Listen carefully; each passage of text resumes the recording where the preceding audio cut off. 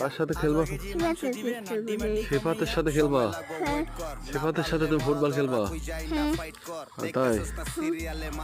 আচ্ছা ঠিক আছে। সেফাত খেলতে পারে? সেফাত খেলতে পারে?